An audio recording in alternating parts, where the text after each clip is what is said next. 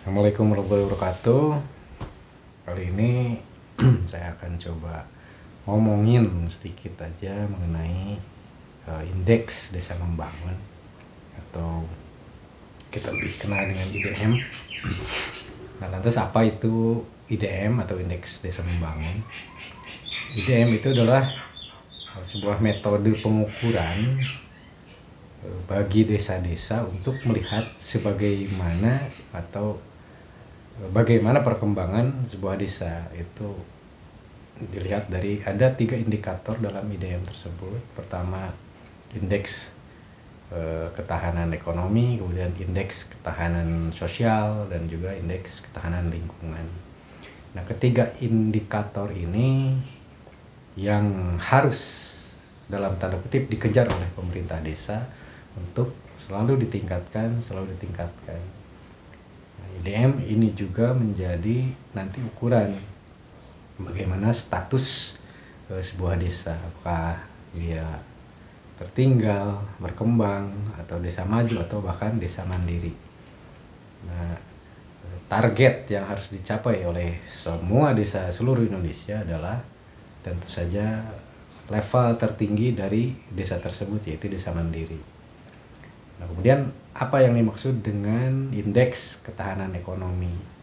Salah satunya indeks ketahanan ekonomi adalah berjalannya roda ekonomi di desa tersebut, kemudian juga tingkat kesejahteraan warga masyarakatnya secara umum itu baik, kemudian juga fasilitas-fasilitas yang menunjang untuk kegiatan ekonomi masyarakat tersedia, dan berbagai hal lainnya gitu. Ya, fasilitas ekonomi semacam pasar, kemudian perbankan atau jasa logistik dan sebagainya, itu termasuk dalam indeks ketahanan ekonomi.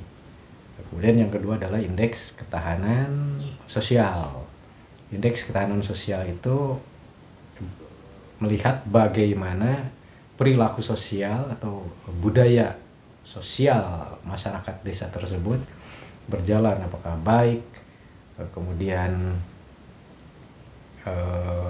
budaya gotong royongnya jalan atau tidak, kemudian kerukunan umat beragamanya seperti apa, partisipasi masyarakat terhadap desa seperti apa, interaksi sosial baik antar warga desa maupun warga desa dengan pemerintahan seperti apa, apakah kondusif dan sebagainya. Di sana ada banyak pertanyaan yang harus diisi kuesioner di IDM tersebut. Jadi desa dapat memetakan persoalan sosial melalui indeks ketahanan sosial ini. Dan kemudian yang ketiga adalah indeks ketahanan lingkungan. Nah, indeks ketahanan lingkungan pada IDM tersebut lebih menitik beratkan kepada keamanan wilayah desa tersebut dari sisi semacam bencana alam, kemudian bagaimana tingkat ketanggapan baik pemerintah desa maupun warga desa terhadap antisipasi bencana, kemudian juga ada fasilitas tanggap darurat dan sebagainya, apakah tersedia atau tidak di desa tersebut. Kemudian semacam pencemaran polusi, pencemaran lingkungan dan sebagainya, apakah tidak ada, rendah, atau sedang atau tinggi. Nah, itu yang diukur. Jadi dari ketiga indikator tersebut, pemerintah desa melalui rencana kerjanya harus pertama tentu saja mengurai masalah dari apa yang ada di desa tersebut.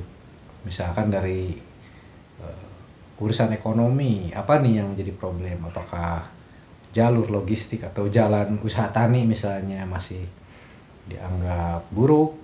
Nah, itu tentu harus diantisipasi dengan rencana kerja yang kemudian dianggarkan dari anggaran desa.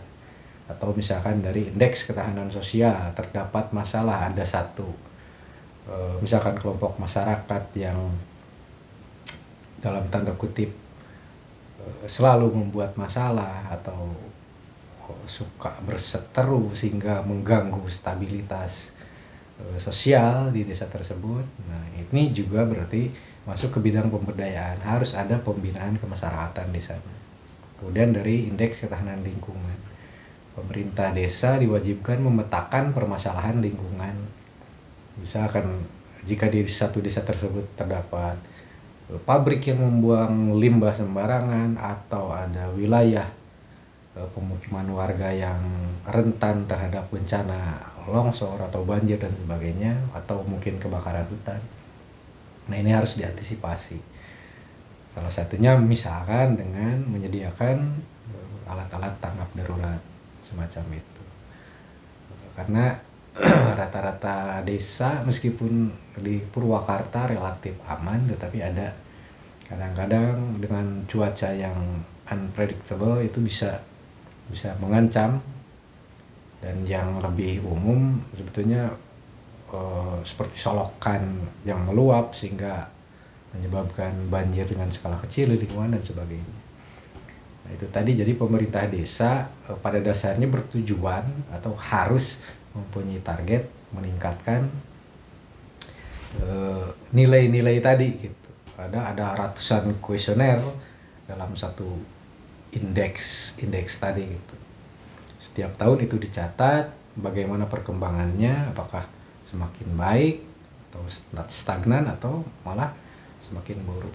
Nah, ini yang akan menjadi acuan bagaimana level status desa tersebut.